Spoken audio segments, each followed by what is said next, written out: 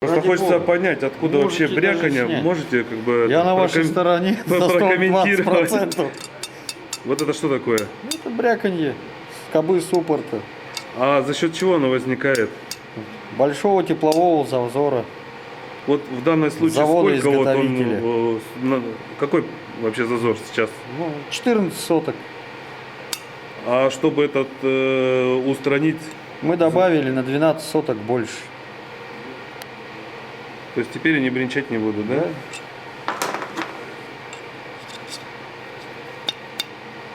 То есть это то, что мы изготовили, да? Да. Все понятно, спасибо.